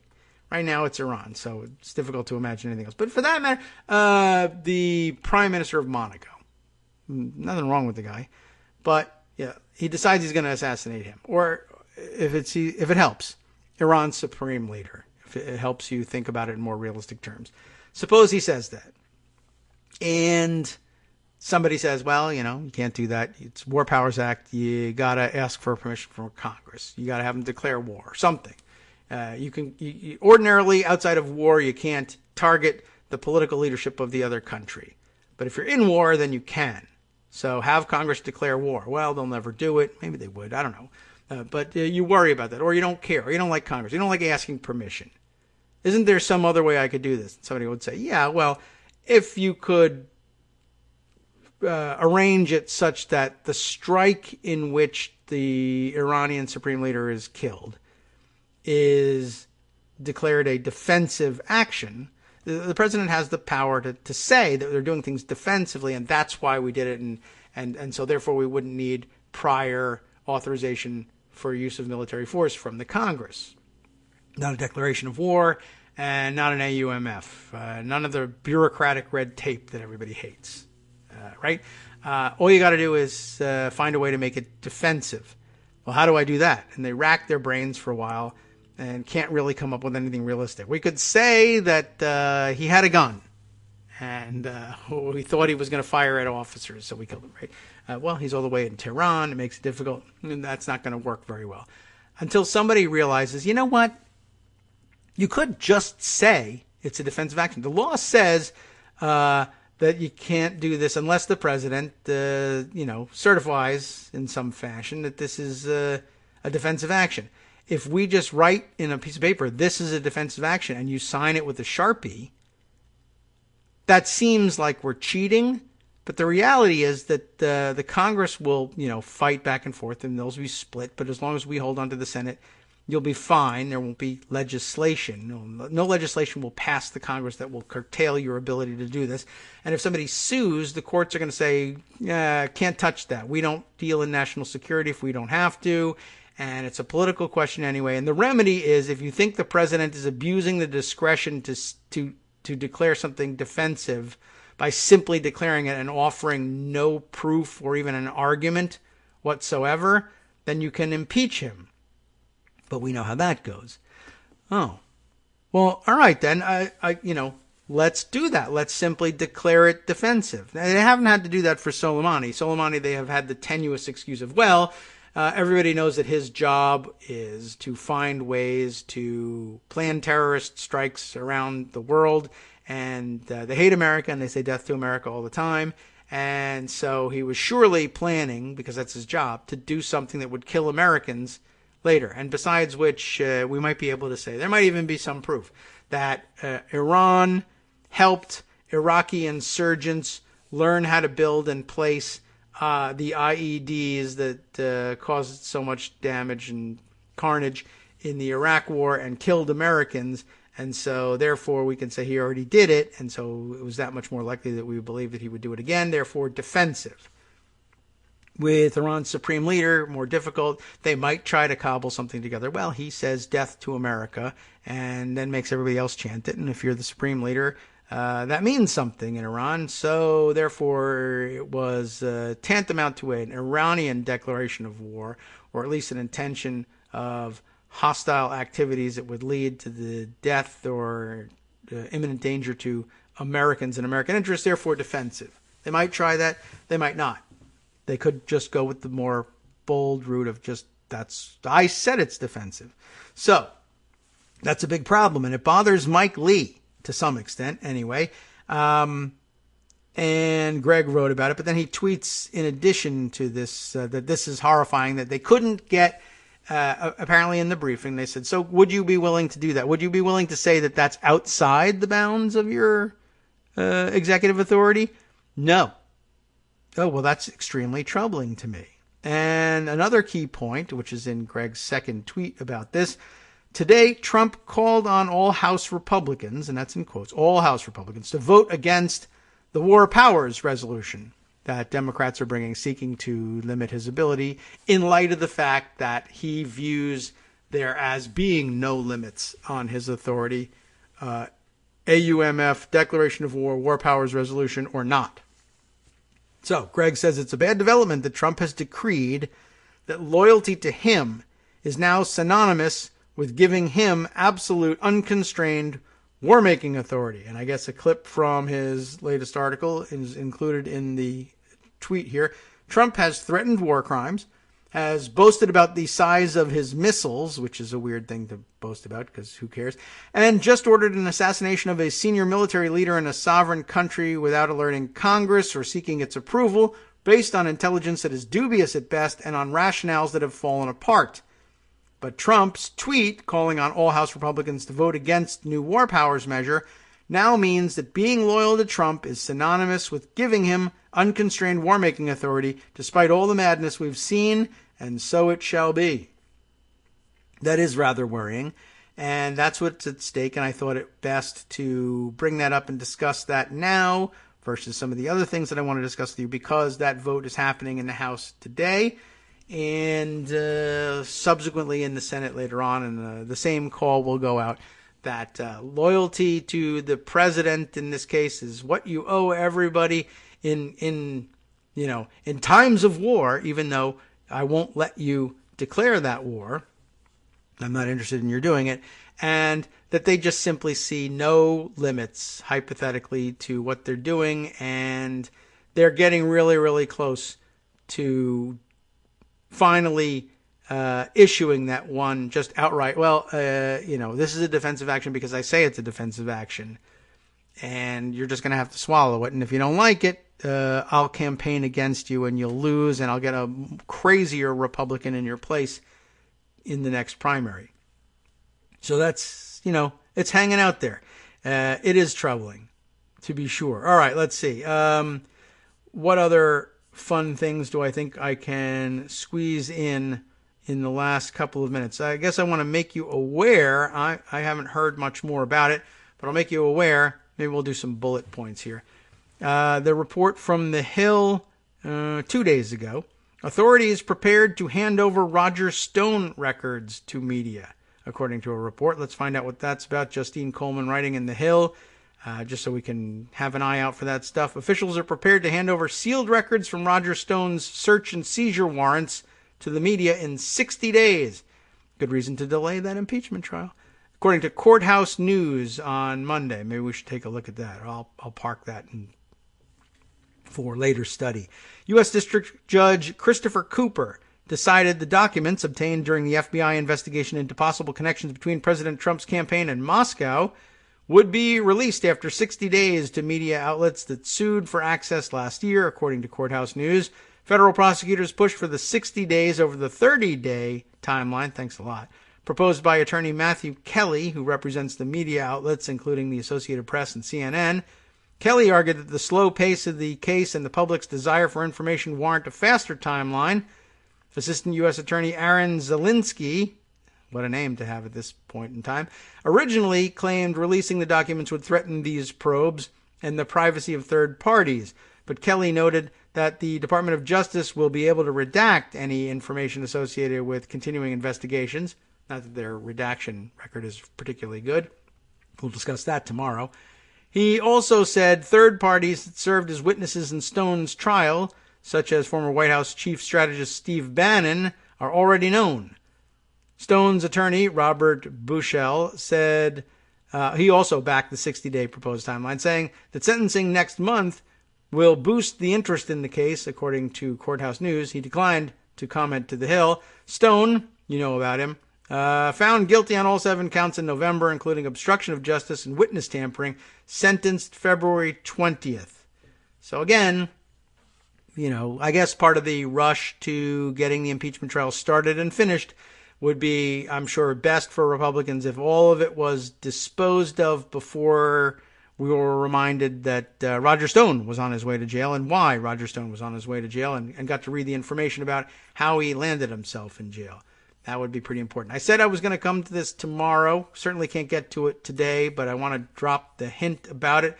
I've been reading Just Security again, and they've been doing some very interesting work on, the question in their headline, which I'll just tease you with, and I won't provide you with because I do want to read this on the air, but did the Trump administration, as I have alleged, abuse the redactions process? That is a look back at Just Security's obtaining somehow the unredacted emails between the Pentagon and the OMB about the Ukraine aid and the process by which it was being held and the lack of homework being done on the OMB side in the middle of all this highlights another, I think, impeachable crime. Certainly you could impeach Bob Barr, and you ought to, over this, but they were, I think, redacting large and important portions of those discussions out of a fear of political embarrassment. Also related to, much more directly, in fact, related to the pending articles of impeachment, because we've, for whatever reason, decided to focus on Ukraine in those articles of impeachment. Key information about how that came to be and Donald Trump's direct culpability in it has been improperly redacted by the Justice Department, probably in the hope that they would not be discovered until after the impeachment trial had wrapped up and Republicans had marched in lockstep, refusing to convict the president of the crimes of which he is so clearly guilty. And then more information would come out. And, this is built into the Democratic strategy. We know that that's what Republicans are going to do with their votes, but stretching it out a little bit gives us at least closer proximity in time between the shameful vote to acquit a clearly guilty president and the release to the public at large of the evidence of the overwhelming evidence of his guilt. So, at the very least, a few more days of delay, or another week of delay, buys us a shorter period between the refusal of Republicans to own up to what has happened and the proof that it did happen and that it was a cover-up after all. And I think that's probably worth something, even if it doesn't visit justice upon Trump where it belongs. So, okay. Let's see. I guess one more note of interest. We won't be able to read through the article in its entirety, of course, but one more note of interest about war powers. I did have this piece from January 5th from Felicia Sonmez, writing in the Washington Post under the headline, Flouting War Powers Act, Trump claims his tweets are sufficient notice to Congress that the U.S. may strike Iran. Also a rather dangerous thing, and we talked about it in terms of the liability I think exists for Twitter as a company in saying that, holding out that they're verifying that it's the president. But that's one of the problems of this stupid belief. I don't know if anybody else really holds this belief, but the stupid belief in Donald Trump's quote-unquote mind that, I have complied with the War Powers Act by tweeting after the fact that I did this thing. That Twitter is a legitimate way of transmitting this information. I think Twitter really wants to have no part of this whatsoever, but haven't brought themselves around to it. I think the cheap and easy way out is to remove Trump's verified status. That's not going to change what Trump uses Twitter for, but at least it gets them out of court. I would advise them to do that and to do that immediately. I would also advise you immediately to stay tuned right here to Netroots Radio for the West Coast Cookbook and Speakeasy with Justice Putnam coming up next. Here's what he's got on tap for you today. Since the 1st of January, the price of almost 500 prescription drugs have increased, while Mitch McConnell refuses to hold a vote on a House-approved bill to lower them. That's a pocketbook issue. You're supposed to love that. From Daily Kos Radio on netrootsradio.com. Well, you do. You have been listening to the Kagro in the Morning Show. With David Waldman. I'm not saying there's anything wrong with loving it. There's just other things you love, too. And luckily, he's got stories about that, too. A federal appeals court blocked Trump from denying green cards to people who use public benefits. Another huge loss in court. He's really good at getting things done. That dotard. I'm going to have to add that to my ongoing thread. Stay tuned for that and much more with Justice Putnam next.